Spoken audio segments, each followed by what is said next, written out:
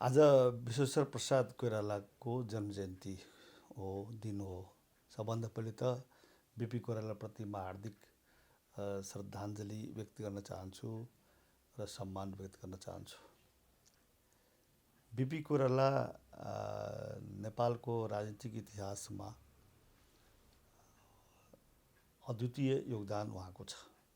मैले के भन्ने गरेको छु भनेदेखि नेपाल निर्माणमा दुईटा व्यक्तित्वको अत्यन्त ठुलो योगदान छ। नेपालको एकीकरण गरेर नेपाल बनाएको पृथ्वीनारायण शाहले हो। नेपालको एकीकरण गर्नु एउटा विषय हो। नेपालको एकीकरण भइसकेपछि नेपालमा राज्य प्रणाली कस्तो हुन्छ, शासन प्रणाली कस्तो हुन्छ, जनताको र देशको दीर्घायुको लागि त्यो अत्यन्त महत्त्वपूर्ण हुन्छ। त्यसकारणले त्यसपछिको नेपालको राजनीतिक यात्रालाई हेर्ने हो भनेदेखि पृथ्वीनारायण शाहदेखि बिपी कोइरालासम्म अथवा 2007 सालसम्म र 2007 सालदेखि 2017 सालसम्म, 2017 सालदेखि फेरि 2046 सालसम्म, 2046 सालदेखि अहिले 2078 सालसम्मको कालखण्डलाई राजनीतिक रूपले अध्ययन गर्नुपर्दछ।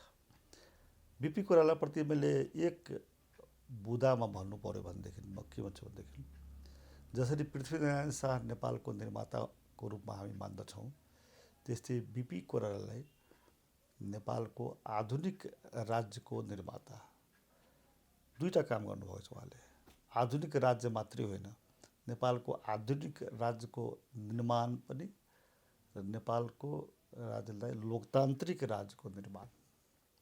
आधुनिक राज्य भन्नु र लोकतान्त्रिक राज्य भन्नु दुईटा अलग अलग कुरा हो।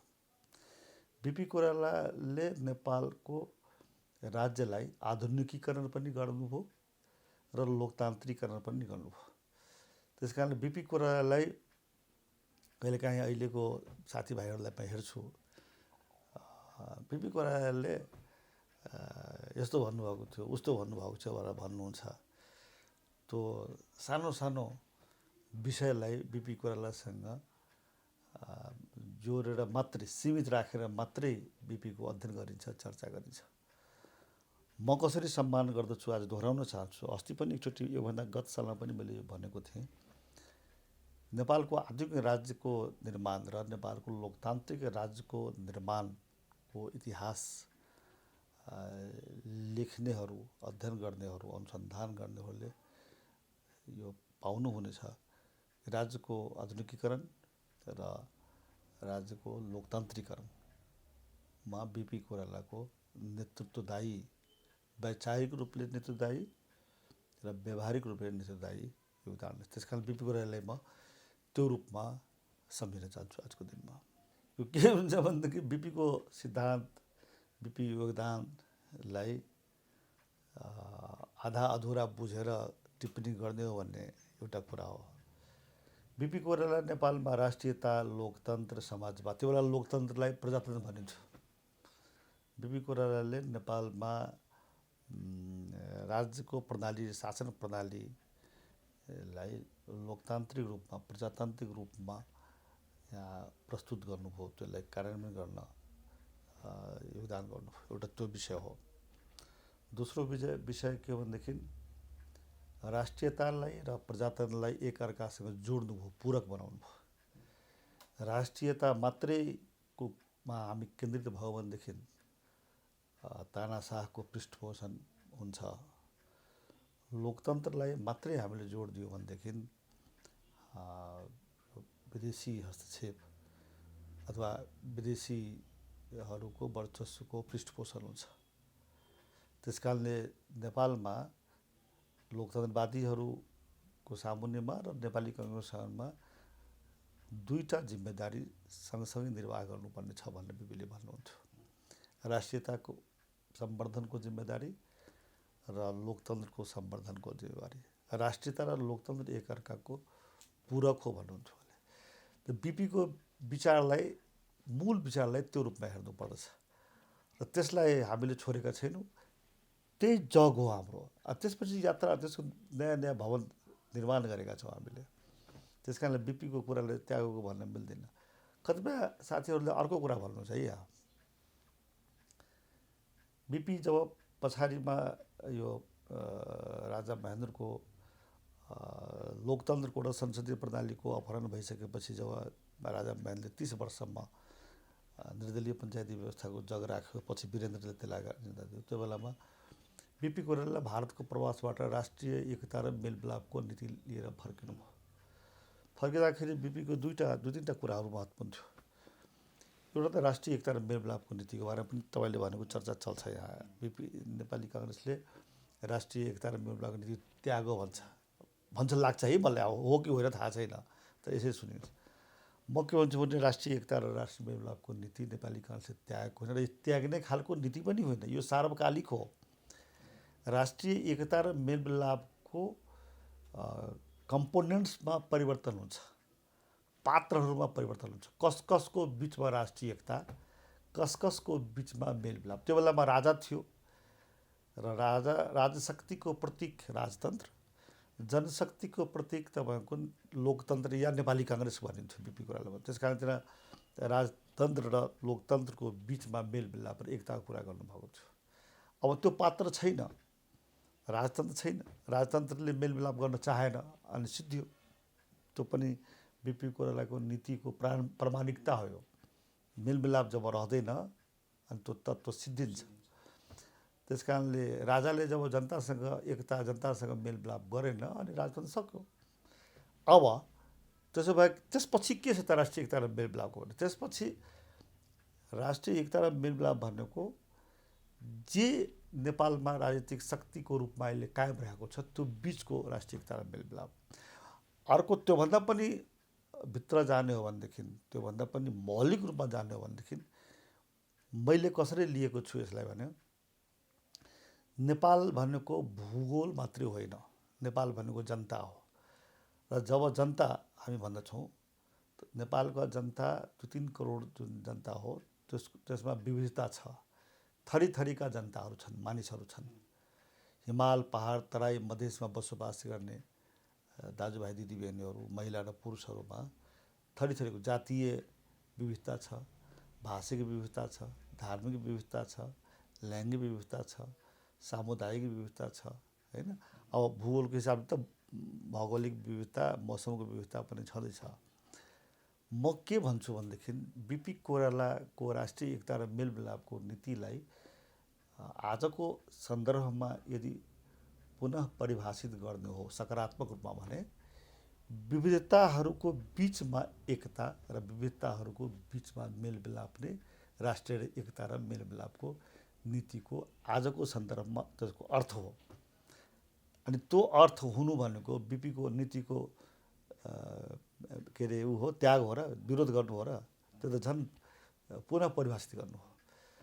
तेस्रो कुरा म के भन्छु भनेदेखि बिपी कोइरालाले भन्नुभएको थियो कि जस्तो धर्मकै बारेमा कुरा आउँछ। बिपी कोइरालाले समाजवादको सिद्धान्तलाई, समाजवादी अर्थ प्रणालीलाई नेपालमा प्रवेश गराउनुभएको छ नेपाली काङ्ग्रेस मार्फत। यहाँ गरिबी छ, भयङ्कर गरिबी छ, फेरि किसानहरूको बाहुल्यता छ, खेतीहर मजदुरहरूको बाहुल्यता छ, औद्योगिक मजदुरहरूको बाहुल्यता त्यो बेलामा पनि थिएन, अहिले पनि छैन। मजदुर पनि थरी थरीका छन्। कृषिमा आधारित किसान र कृषिमा आधारित मजदुरहरूको बाहुल्यता भएको देश हो। त्यस कारणले नेपालको आर्थिक विकासको लागि र समाजवादी सिद्धान्तलाई परिभाषित गर्न, समाजवादी कार्यक्रमलाई निर्माण गर्नको लागि त्यसैमाथि केन्द्रित गरेर, कृषि क्षेत्रमाथि केन्द्रित गरेर हामीले कार्यक्रमहरू बनाउनुपर्छ। त्यसैले बिपीले भन्नुभएको थियो यो किसान हलो जोतेको किसानको फोटो राखेर योजना बनाऊ भन्नुको, त्यो आज पनि सामिक छ हैन। भनेपछि बिपीको कुराले त छोडेकै छैन। बिपी विचार, बिपीको साँच्चै भन्नुहुन्छ भने इभन बिपीलाई त्यो बेलामा नमान्नेहरू पनि, अब कम्युनिस्टहरू पनि, त्यो बेलाका परम्परावादी राजावादी पञ्चायतकालीन राजावादी पनि अब बिपीकै नाम लिन्छन्। अब बिपी त एउटा मोडल हुनुहुन्छ। तर ठिक छ, बिपीको कतिपय कुराहरू त्यो बेला जति सामूहिक थियो आज सामूहिक नहोला। यसको अर्थ बिपीको प्रति अपमान होइन। बिपीको हजुरबुवाको पालामा भएको विकासलाई नाति पानातिको पालामा विकासलाई अगाडि बढ्दाखेरि अवलम्बन गर्दा हजुरबुवाको अपमान गरेको एउटा विचार त्यागेको भन्ने हुँदैन नि त। त्यही जगमा उभिएर तपाईँको यात्रा गरिन्छ सकारात्मक दिशामा। त्यसो अर्थ लिनुपर्दछ।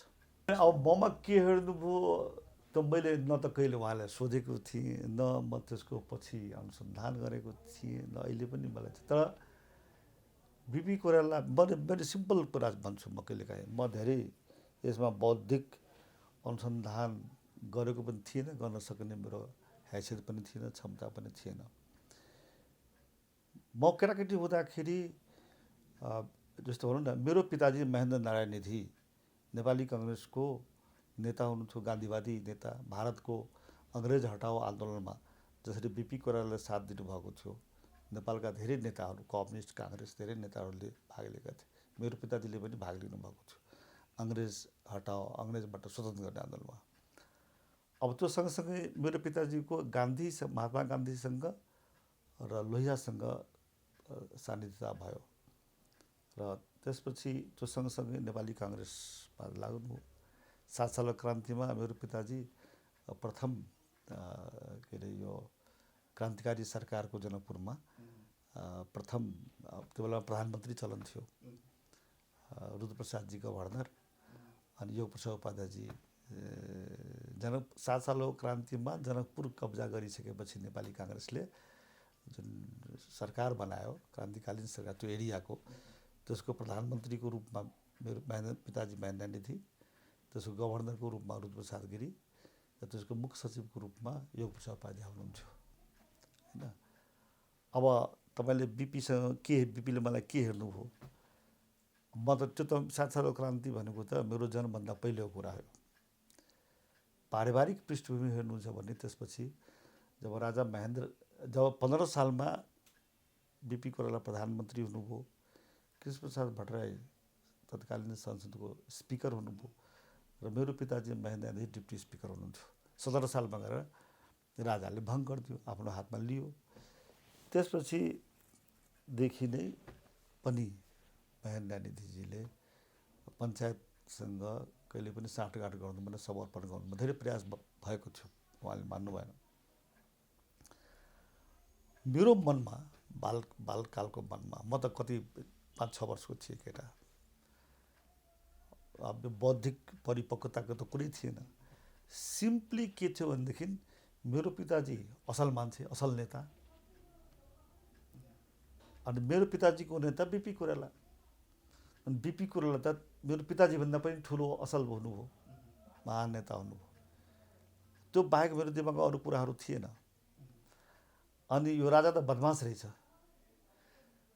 बिपी कोइरालालाई समात्ने, महेन्द्र निधि मेरो पिताजीले पनि समात्ने, र मेरो अङ्कलहरू, नेताहरू जो हुनुहुन्छ, बुवाको साथीहरू, बिपी कोइरालाको साथीहरू, सबै अङ्कललाई समातेको, यो राजा त बदमास रहेछ भन्ने मेरो मनमा आयो। त्योभन्दा बढ्दा त मसँग मेरो मनमा केही थिएन।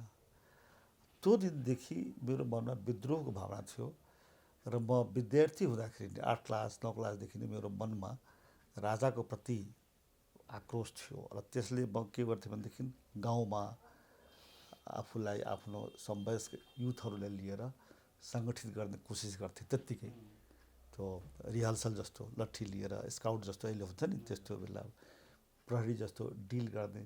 अनि मैले मेरो मनमा आउँथ्यो हामीले साथीहरूलाई सङ्गठन गरौँ बेलुका बेलुकासम्म। त्यो मेरो वैज्ञानिक कुरा थियो। र यसरी क्रममा के भनेदेखि त्यही क्रममा विद्यार्थी जीवनमा तपाईँको नेपाली विद्यार्थी सङ्घको स्थापना भयो। र नेपाली विद्यार्थी सङ्घको स्थापनाको क्रममा नेपाली विद्यार्थीको स्थापना भइसकेपछि म आन्दोलनको क्रममा जेल परेँ र मलाई अलिकति पश्चाताप भएन, डर पनि भएन। हुन्छ नि केटाकेटी उमेरमा डर हुने, पश्चाताप हुने। म राम्रो काम, मेरो मनमा एउटा क्रान्तिकारी भावना थियो भित्रभित्रै। अब त पटक्कै जेल त भइसकेको थियो। म तपाईँको हामी साथीहरूसहित महेन्द्र मिश्र, सूर्य ढुङ्गेल, गणेश तिवारी, अशोक पाण्डे लगायत साथीहरू जनकपुरबाट एउटा प्रजातन्त्र दिवस समारोह मनाउने क्रममा कार्यक्रम मनायौँ। त्यसपछि गएर पुलिसले हामीलाई समात्न खोज्यो। हामी हामी के गर्यौँ भाग्यौँ पुलिसबाट एस्केप गरेर। अनि त्यो बेलामा हामी सीतामढ़ी मुजफ्फरपुर हुँदै बनारस पुग्यौँ। जाउँ बनारस बिपी कोइरालासँग भेटौँ। उहाँ त सानो बच्चामा को त दिमाग हुँदैन नि त। त्यसपछि हामी विद्यार्थी जमाना बनारसमा सारनाथमा बस्दाखेरि उहाँसँग 1 सप्ताह जति सान्निध्य भयो। म त त्यहीँ बसेँ, अरू साथीहरू अरू ठाउँमा बस्नुभयो। अनि बिपी त्यहाँ बस्नुहुन्थ्यो। अनि यस्तै उहाँले एउटा बात्सल्य निधिजीको छोरा भनेर उहाँले मैले देख्नुभयो होला केही। त्यसपछि गएर जब म फर्केर आएँ त कतिपटक जेल परेँ विभिन्न आन्दोलन क्रममा। जब राष्ट्रिय मेलमिलापको नीति लिएर बिपी कोइराला नेपाल आउनुभन्दा अगाडि पनि म आन्दोलन गरेर जेल परेको थिएँ, छुटेँ। जन्मसङ्ग्रह घोषणा भएपछि मात्रै छुटेँ म।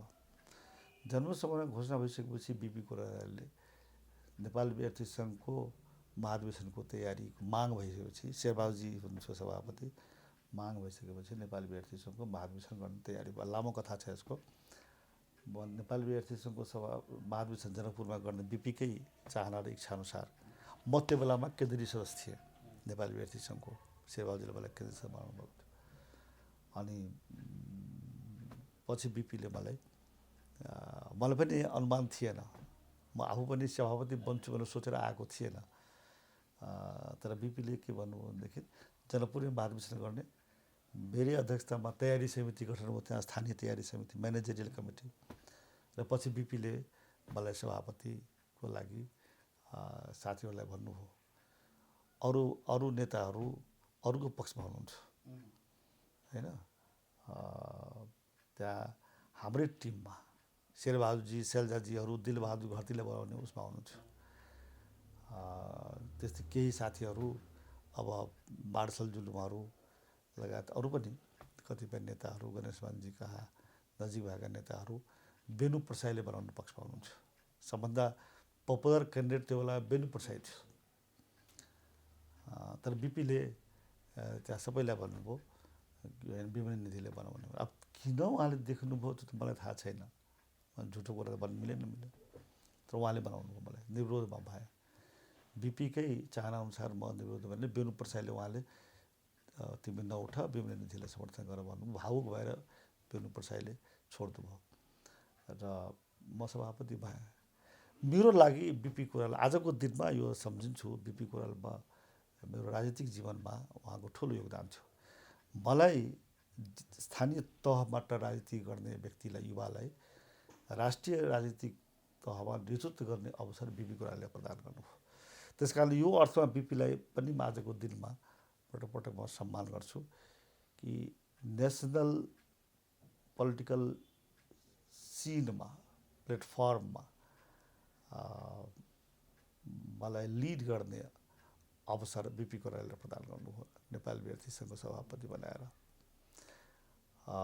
मैले आफूलाई आफ्नो बुद्धि विवेकले भ्याएसम्म बिपीको त्यो चाहनालाई, बिपीको के चाहना थियो बिपी नै जान्नु होला। तर मैले बिपीले जसरी मलाई जिल्लाको स्तरमा, स्थानीय स्तरमा, जनकपुरमा विद्यार्थी राजनीतिमा संलग्न भएको केटोलाई जब तपाईँको देशभरिको विद्यार्थीको नेतृत्व गर्ने अवसर प्रदान गर्नुभयो, जुन विश्वासको साथ, मैले त्यो विश्वासलाई अहिलेसम्म तपाईँको अनुसरण गरेको छु, पालन गरेको छु, प्रतिबद्ध भएर आएको छु। मलाई त्यसमा धेरै ठुलो गर्व छ। अहिले महाधिवेशन त हुन्छ र महाधिवेशन गर्नै पनि पर्छ। तपाईँ डडेलधुराको विषय उठाउनु भयो। यो अत्यन्तै गम्भीर र मैले हिजो मात्रै थाहा पाएँ र कर्ण मल्लजीको विज्ञप्ति आएको छ। मैले फोनमा कुरा गर्थेँ। डडेलधुरा जिल्ला पार्टी सभापति शेरबहादुरजीको जिल्ला हो। डडेलधुरा जिल्लामा तपाईँको जनक कोलोनीजी नामको एकजना नेता जो कि माओवादीमा हुनुहुन्थ्यो, उहाँलाई सभापति शेरबहादुरजीले नेपाली काङ्ग्रेसमा प्रवेश गराउनु हो र उनीसँग आएको व्यक्तिलाई सदस्यता दिने कुरा भयो। मेरै संयोजकत्वमा समायोजन समिति गठन भएकोमा त्यो पनि जिम्मेवारी पर्छ र मैले सभापतिसँग पनि, कर्णमलसँग पनि, जनक कोलोनीसँग पनि पार्टी सभापति शेरबहादुरजीसँग पनि त्यहाँको अरू साथीहरूसँग सल्लाह गरिसकेपछि उहाँले नेपाली काङ्ग्रेसमा प्रवेश भइसकेपछि उहाँ त केन्द्रीय समितिमा पनि आउनुभयो जनक कलोनीजी र सँगसँगै क्रियाशील संस्थाको जुन छ नि 1200 क्रियाशील संस्था दिनको लागि प्रक्रिया पुर्याएर हामी जिल्लामा पठायौँ। अब त्यसमध्ये तपाईँको लगभग 200 प्लस प्रक्रिया पुगेर आएको पनि छ। अहिले मैले के थाहा पाएको छु र मलाई कसरी भएको छ भने कि अहिले त्यहाँ विवाद भएको छ र तलबाट जुन तपाईँको प्रक्रिया पुर्याएर पठाएको थियो क्रियाशील छ त्यसमा नाउँ काटेर माथिबाट थप दिएको छ। यो ज्यादै नराम्रो कुरा हो। खास गरेर पार्टी सभापति शेरबहादुरजीकै जिल्लामा यस्तो हुनु भनेको त अब उहाँमाथि नै आरोप लाग्ने गर्छ। हाम्रो बानी यस्तै छ, उहाँले गर्नुभयो कि गर्नु भएन थाहा छैन, तर लाग्छ नि आरोप। मेरो जिल्लामा के हो भने मलाई आरोप लाग्छ जताबाट पनि। त्यस कारण म के भन्छु भनेदेखि पार्टी सभापतिजीसँग मैले कुरा गर्न खोजेको छु, कुरा भएको छैन। तर मेरो यसमा स्ट्यान्ड छ के भनेदेखि डडेलधुरा जिल्लामा त्यहाँका सभापति कर्ण मल्ल जो प्रदेश सभाको सांसद पनि हुनुहुन्छ, निर्वाचित सांसद हुनुहुन्छ, कर्ण मल्ल र के अरे जिल्ला कार्य समिति नेपाली काङ्ग्रेसको ले तपाईँको निर्णय गरेको छ कि यहाँ हामीले तलबाट पठाएको जुन क्रियाशील संस्थाको नावली छ जो कि नेपाली काङ्ग्रेसको विधान प्रक्रिया परिपत्र निर्देशका अनुसार हुनुपर्ने त्यो अनुसारमा माथिबाट काटिएर थपेर पठाएको छ। त्यसको चाहिँ टुङ्गो लाउनुपर्छ, होइन भनेदेखि यथास्थितिमा अधिवेशन गर्न सकिँदैन भनेर निर्णय गरेको छ। अब अधिवेशन त गर्नुपर्छ तर यथास्थितिमा होइन, त्यो सच्याउनै पर्छ। त्यो सच्याउनु पर्छ र जुन प्रक्रियाबाट नामहरू सिफारिस भएर आएको छ त्यो जायज हो र त्यसको कार्यान्वयन हुनुपर्छ र त्यसअनुसार अधिवेशन हुनुपर्छ भन्ने मेरो धारणा हो। म सभापतिजीलाई आजै यो कुरा गर्न चाहन्छु, गर्छु पनि म। त्यस्तै तपाईँको प्रदेश नम्बर 2 लगायत 20 वटा जिल्ला अघि भन्नुभयो तपाईँले छ, त्यहाँ पनि यो बिना मतलबको टाइम लागिरहेको छ। मैले कृष्ण प्रसाद सिटौलाजी, रमेश लेखकजी, वीरेन्द्र रिजालजी जो कि 3 सदस्यीय समिति बनेको छ क्रियाशील संस्थाको अन्तिम विवाद समाधानको, उहाँहरूसँग रेगुलर सम्पर्कमा छु। उहाँले भनिरहेको छु मैले कुनै तर्फबाट यो गरिदियो त्यो गरिदियो भनेको छैन, छिटोभन्दा छिटो टुङ्गो लगाइदिनुहोस्। अब सप्तरीमा, सर्लाहीमा, बारामा, पर्सामा, रौतहटमा यो कस्तो अचम्म लागेको छ भनेदेखि प्रदेशमा 2 मा विभिन्न निधिको समर्थक र प्रभाव बढी छ, कसरी कम गर्ने र कसरी विवादित गर्ने त्यो उद्देश्य लिएर रोकिएको हो जस्तो मलाई लाग्छ। अब जसले रोकेको भए पनि यो चाहिँ ज्यादै आपत्तिजनक र ज्यादै यो मलाई लाग्छ यो राम्रो कुरा होइन भन्ने अहिले मैले यति भन्न चाहन्छु। र छिटोभन्दा छिटो यो सबै होस्, अधिवेशन हुन्छ र हुनुपर्छ। त्यसो भए तपाईँको अस्ति तपाईँले त सम्पर्क कार्यालय गरेर घोषणा पनि गरिसक्नु भएको छ, तयारी कस्तो चल्दैछ अधिवेशनको? मेरो तयारी राम्रो छ, चारैतिरबाट म समर्थन पाइरहेको छु।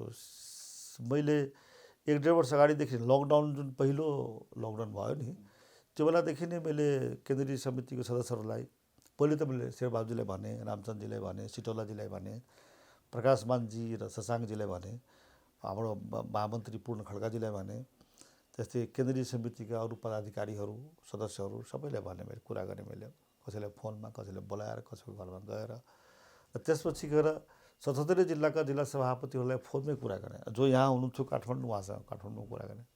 प्रान्तीय सङ्गठन, सुख सङ्गठनको पदाधिकारीहरूसँग पनि कुरा गरेँ।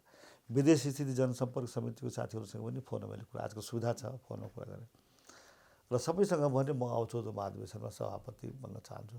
सबैले बडो खुसीको साथ एकदम राम्रो तपाईँको यो तपाईँ डिजर्भ गर्नुहुन्छ, तपाईँलाई अधिकार छ र तपाईँ आउँदा राम्रो हुन्छ, हामी खुसी छौँ भनेर भन्नुभएको छ उहाँहरूले। त्यस कारणले अब त्यसपछि अहिले सम्पर्क कार्यालय पनि खोलेँ।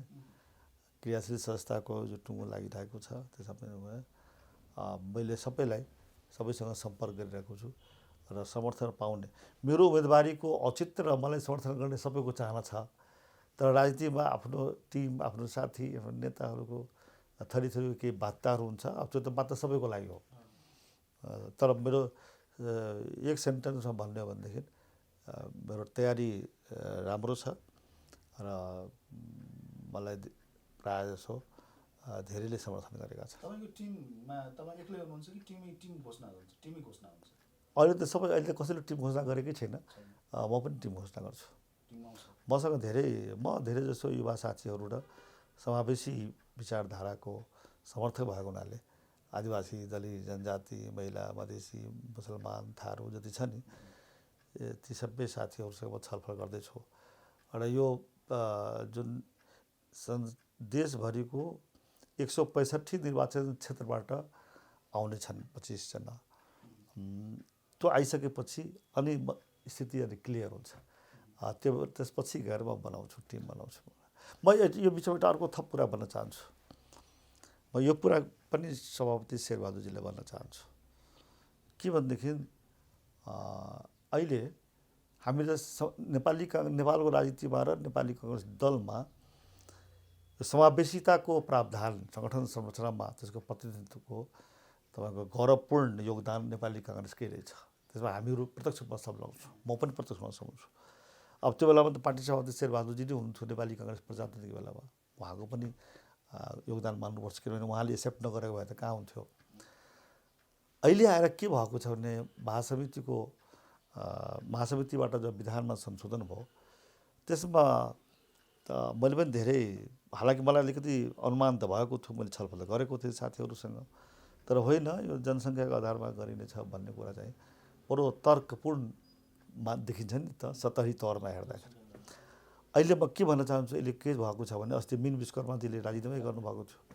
त्यस कारण जति उता क्लस्टर छन्, आदिवासी, दलित, जनजाति, महिला, मधेसी, मुसलमान, थारू, होइन, अब अल्पसङ्ख्यक, तेह्रौँ महाधिवेशनसम्म के थियो भनेदेखि यो महाधिवेशन प्रतिनिधिहरू हुन्छ नि हो, त्यसमा उहाँहरूको लागि सिट आरक्षित हुन्थ्यो। अहिले विधानमा केही त्रुटि भएको छ जस्तो लाग्छ। र त्यसले गर्दाखेरि के हो भनेदेखि वडामा क्षेत्रसम्म हुने अनि महाधिवेशन प्रतिनिधिमै नहुने जस्तो भएको छ अरे। मलाई ध्यान गएको थिएन, अस्ति मलाई साथीहरूले भन्नुभयो। मैले फोन गरेँ जब पूर्वको मा पनि पश्चिममा पनि जनजाति नेताहरूले, जिल्ला सभापति धेरै जनजातिको हुनुहुन्छ, उहाँहरूले भन्नुभयो ल अहिले के बनाउनु भयो दाइ तपाईँले विधान, पहिलेको कटौती गरेर अरूको वृद्धि गरेको छ। अब त हामीहरू जनजातिहरू र समावेशीमा पर्ने क्लस्टरकाहरू त के भनेदेखि सबै ठाउँमा गएर प्रतिनिधि हुन सकिँदैन र यो त क्षेत्र तहमा, वडा तहमा मात्रै हुँदैन, माथिल्लो तहमा आउनै नपाउने हो। अनि कस्तो किसिमको समावेशता हो यो आएको छ। त्यस कारण यो कुरालाई म चाहिँ फेरि सुनिश्चित गराउनको लागि सभापतिसँग कुरा गर्न चाहन्छु, गर्छु पनि। म के भन्छु भनेदेखि जसरी पहिले सबै क्लस्टरको प्रतिनिधित्व महाधिवेशन प्रतिनिधिमा गरिन्थ्यो, कुनै पनि कारणले, कुनै पनि बहानाले त्यो चाहिँ अहिले नरोकियोस्। त्यसको लागि बरु विधान यस्तो अरू धेरै विषयहरू त हामीले विधानको बाधाहटकाउ फुकाउ गरेर निलम्बन गरेर गएका छौँ नि त, धेरै गरेका छौँ नि। त्यस्तै यसको लागि त्यो गर्नुपर्छ भने विधानको कुनै धारा निलम्बन गर्नुपर्छ, बाधाहटकाउ फुकाउनुको लागि पनि गरेर पनि यो व्यवस्थालाई पूर्ववत कायम राख्नुपर्छ। 25 जना महाधिवेशन प्रतिनिधिमा सबै क्लस्टर कम्तीमा एकजना आओस् भन्ने कुरालाई कुनै पनि तरिकाले, कुनै पनि प्राविधिक कारणले गर्दाखेरि विधानमा भएको के अरे निर्देशका भएको आदि इत्यादि पालन रोक्नु हुँदैन। त्यो भयो भनेदेखि बरु नराम्रो परिणाम आउँछ, त्यो मलाई लागेको छ। यसले सङ्गठनको प्रति पनि र आगामी निर्वाचनमा पनि यसको चाहिँ दुष्परिणाम हामीले बेहोर्नु पर्ने हुन्छ। त्यस कारणले यो विषयलाई पनि छिटो सच्याउनुपर्छ भन्ने कुरा म सभापतिजीसँग आज राख्ने मैले कुरा गर्दैछु र राख्छु पनि। म नेपाली काङ्ग्रेसको चुनाव चिन्ह भन्ने रुख हो। रुख चिन्ह गएको निर्वाचनमा विजयी नभएर तपाईँको देशमा भाँड भैलो भयो। हामीले ल्याएको गौरवपूर्ण राजनीतिक प्रणाली, शासन प्रणाली, जसलाई हामीले सङ्घीय लोकतान्त्रिक गणतन्त्रात्मक संसदीय प्रणाली भन्छौँ, शासन प्रणाली भन्छौँ, त्यो चाहिँ कमजोर भएर अगाडि बढिरहेको छ। त्यसको सफल सञ्चालन र कार्यान्वयन हुन सकिरहेको छैन र संविधानमाथि पनि प्रश्न उठाउन थालिएको छ। त्यसकारणले प्रणालीमाथि जब प्रश्न उठ्छ र संविधानमाथि जब प्रश्न उठ्छ, ठुलो सङ्कट निस्किन्छ। यसको लागि जिम्मेवार ढङ्गले कुनै नेता, कुनै दल तपाईँको अग्रसर हुनैपर्छ। मैले आफूलाई त्यो इमान्दारीपूर्वक बिपीले जुन मलाई सिकाउनु भएको छ, बिपीबाट मैले जो सिकेको छु त्यो के हो भनेदेखि जब सङ्कट आउँछ, सङ्कटको निवारणको लागि हाम फाल्नुपर्छ, अग्रसरता लिनुपर्छ। त्यसकारणले मैले नेपाली काङ्ग्रेसले सङ्घीय लोकतान्त्रिक गणतन्त्र प्रणाली जुन हामी ल्याएको छु त्यसको स्वामित्व नेपाली काङ्ग्रेसले लिनुपर्दछ। यो संविधानको स्वामित्व नेपाली काङ्ग्रेसले लिनुपर्दछ। सभापतिको हैसियतले मात्रै नेपाली काङ्ग्रेसले स्वामित्व लियो भन्न मिल्छ, सुहाउँछ।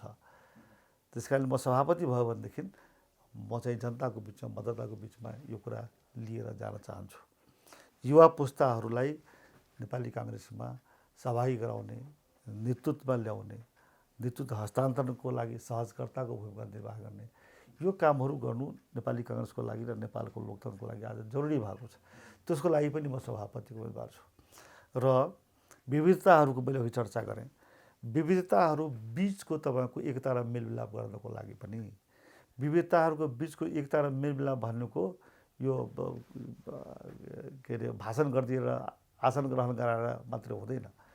अधिकारको तपाईँको उचित व्यवस्थापन गर्नुपर्दछ विविधताहरूको बिचमा, होइन?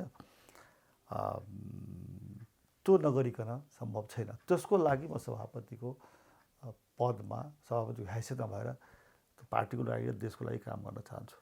त्यसकारणले अब यसमा कोसँग सम्बन्ध चिच्ने, कोसँग सम्बन्ध न्यानो हुने त्यो चाहिँ इरिलेभेन्ट कुरा हो, असन्दर्भिक कुरा हो। अब मान्छेले कसरी लिनुभएको छ भने उहाँहरू 3 जना सभापतिको उम्मेदवार हुनुहुन्छ, म त छँदैछु र उहाँहरू 3 जनामा 1 जना सभापति, बाँकी 2 जना समर्थक अथवा केमा गर्नुहोला। त्यो नहुँदासम्म 3 जनाको कुरा मिल्यो भनेर मान्न तयार छैन भन्ने किसिमको विषय त्यो होइन। त्यो हाम्रो चाहना त्यो पनि छ। हामी 3 जनामा कोही 1 जना उम्मेदवार भन्ने पनि चाहना छ हाम्रो। त्यो एकैचोटि त्यो हुँदैन, गर्दै जाने हो छलफल, अनि सम्भव हुन सक्छ। त्यो एउटा पाटो छ त्यो। त अर्को पाटो के छ भनेदेखि हामी 3 जनामा पदको मामलामा समझदारी मिलेन भने पनि मुद्दाको बारेमा, विषयवस्तुहरूको बारेमा, नेपाली काङ्ग्रेसको महत्त्वपूर्ण विषयहरू र देशको महत्त्वपूर्ण विषयहरू, जनताको सार्वजनिक सरोकारका विषयहरूको बारेमा हामी 3 जनाको साझा धारणा बन्नु पनि तपाईँको धेरै ठुलो काम हो, सफलता हो। त्यो बनाइराख्नुपर्छ। त्यो कल्चर हो, पोलिटिकल कल्चर हो त्यो। र नट ओन्ली पोलिटिकल कल्चर, त्यो डेमोक्रेटिक कल्चर। त्यो दलीय भूमिका निर्वाह गर्नको लागि पनि हामी 3 जना, जसरी अहिले शेरबहादुरजी, रामचन्द्रजी, सिटोलाजी बस्नुहुन्छ 3 जना, उहाँहरू पनि त प्रतिस्पर्धा गर्नुभएको छ। उहाँहरू पदको कुरा त मिलेको थिएन पनि, अहिलेसम्म मिलेको छैन पनि। एकअर्काले हराउनु भएको छ, 1 जना जित्नु भएको छ, तर 3 जना त कुरा भइरहन्छ नि। हो, हाम्रो 3 जनाको भेटघाट र हाम्रो 3 जनाको सिटिङलाई त्यो रूपमा हेरिदिनुपर्छ भन्ने म अपिल गर्न चाहन्छु। मलाई धेरै राम्रो छ, रिस्पोन्स राम्रो आएको छ। शुभेच्छुकहरूको पनि, शुभचिन्तकहरूको पनि, नागरिक समाजको। मलाई त कस्तो भनेदेखि नेपाली काङ्ग्रेसका पुराना साथीहरू, बिपी कोइरालासँग काम गरेको, मेरो पिताजीसँग काम गरेको, किशनजी र गिरिजाबाबुसँग काम गरेको, जुन सिनियर जेनेरेसनका नेपाली काङ्ग्रेसका नेताहरू हुनुहुन्छ नि, उहाँहरूले फोन गरेर भन्नुहुन्छ, बाबु एकदम राम्रो काम गर्नुहुन्छ तपाईँले, तपाईँको भूमिका, तपाईँको योगदान ले नेपाली काङ्ग्रेसलाई, नेपाली जनताको लागि चाहिएको छ भनेर भन्नुभएको छ। अब युवा साथीहरू त भनिरहनु भएको छ, त्यसै राम्रो भएको छ। यो अहिले नेपाली काङ्ग्रेसको महाधिवेशन भइरहेको छ। नेपाली काङ्ग्रेसको महाधिवेशन यसको अहिले महाधिवेशनसम्म मात्रै यसको अर्थ होइन। अब 1-1.5 वर्षपछि त आम निर्वाचन हुन्छ। म पटक भन्ने गएको छु कि आम निर्वाचनमा नेपाली काङ्ग्रेसको रुख चिन्ह जिताउनु लोकतन्त्रको लागि र संविधानको दीर्घायुको लागि आवश्यक छ। अब यसको लागि त नेपाली काङ्ग्रेसमा विस्तार गर्नु पऱ्यो नि त। एउटा कुरा भन्न चाहन्छु म, जस्तो तनहुँमा गोविन्दराज जोशी र गोविन्दराज जोशीमाथि अनुशासन कारबाही भएको छ। धनगढीमा पुष्कर ओझामाथि अनुशासन कारबाही भएको छ। अब भयो कारबाही। अब त्यो ठिक बेठिक त्यसमा प्रवेश गर्न चाहन्न। मैले सुनेको तनहुँमा पनि धेरै साथीहरू या केहीले त क्रियाशील संस्था जो लिनुभएको छ गोविन्दराज जोशीसँग जोडिएका साथीहरू, तर धेरै ठुलो सङ्ख्यामा क्रियाशील संस्था लिनुभएको छैन। किनभनेदेखि गोविन्दराज जोशीमाथि कारबाही फिर्ता हुँदैन भने हामी लिँदैनौँ भनेछ। अब त्यसलाई नेपाली काङ्ग्रेसको नेतृत्वले सम्बोधन गर्नुपर्दछ। त्यस्तै पुष्कर ओझा विद्यार्थी राजनीतिदेखि उहाँ अगाडि आउनुभएको थियो। अब उहाँमाथि आरोप छ चुनावमा के भयो कहाँ भएन भनेर। ठिकै छ, त्यो गयो। अब चुनावमा एकअर्काले हराउने कृष्णजीलाई त गिरिजाउले हराउनु भयो। हाम्रो यो कल्चर, यो अनुशासनको कारबाही अनुशासित हुनको लागि गरिन्छ। अनुशासनको कारबाही कुनै नेता कुनै व्यक्तिको आकाङ्क्षा इच्छालाई ध्यानमा राखेर अनि यसलाई तह लगाएर देखाइदिन्छु भन्नको लागि होइन। अनुशासित बनाउनुको लागि अनुशासनको कारबाही गर्नु र तह लगाउनुको लागि अनुशासनको कारबाही गर्नु दुईवटा भिन्न भिन्न विषय हो। त्यस कारणले मैले केन्द्रीय समितिमा पनि उठाएको थिएँ। पार्टी अफिसमा र त्यस्तै तपाईँको बुढालिनकण्ठमा शेरबहादुरजी, रामचन्दजी लगायत सिटोलाजी सहितको यो शीर्ष नेताहरूको बैठक हुन्छ नि, विभिन्न विषयमा छलफल गर्ने। त्यसमा चाहिँ अब भयो, जे हुनु थियो भइहाल्यो। अब सबैको कारबाही फिर्ता गरौँ, फुकुवा गरौँ र फुकुवा गरेर बरु त्यसको लागि गर्नुपर्छ भने देशभरि नै एमनेस्टी गरौँ कारबाहीको अनुसारमा। एमनेस्टी गर्दाखेरि अनुशासनहीनता बढ्छ भन्ने होइन। कहिलेकाहीँ त के हुन्छ, अब त हामी धकेलेर नै तिमी अर्को पार्टीमा जाऊ भन्ने वातावरण पनि बनाउनु हुँदैन। तनहुँमा तपाईँको गोविन्दराज जोशीसँग जोडिएका मान्छेहरूले के गर्ने? अब अर्को पार्टीमा बाध्य भएर पठाउने, त्यसलाई त्यो फाइदा हुन्छ हामीलाई कि उहाँहरूलाई फकाइ फुलाई उहाँहरूको कारबाहीलाई ल जे भयो भयो आइन्दा नगर्नु होला है यस्तो अनुशासन काम भनेर नेपाली काङ्ग्रेसले फिर्ता गराउनु नेपाली काङ्ग्रेस राम्रो होला कि पुष्कर ओझालाई पनि त्यसै धनगढीमा गराउनु राम्रो होला कि। त्यस कारण त्यतापट्टि ध्यान पनि जानुपर्दछ। नेपाली काङ्ग्रेसका नेताहरूमा र नेपाली काङ्ग्रेसको नेतृत्व गर्ने व्यक्तिहरूमा यो उदारता देख्नु पर्यो। आगामी निर्वाचनमा रुख छापालाई जिताउनको लागि अन्त कुनै अर्को छापा नजाओस् फेरि, त्यसको लागि पनि रणनीतिक रूपमा पनि तपाईँको त्यतापट्टि ध्यान दिनुपर्छ भन्ने पनि म नेताहरूलाई भनेको छु। यो कुराबाट पनि तपाईँको हामी सबैको ध्यान जानुपर्दछ। म बिपी जयन्तीको अवसरमा त्यो पनि गर्दै हुन्छु। हामी यो के अरे संविधान दिवसको अवसरमा, प्रजातन्त्र दिवसको अवसरमा जेलमा बन्दी भएका कैदीहरू त माफी गर्छु भन्ने, बिपी जयन्तीको अवसरमा यो गर्न मिल्दैन र त्यति जानुपर्छ भन्ने मेरो सोच हो।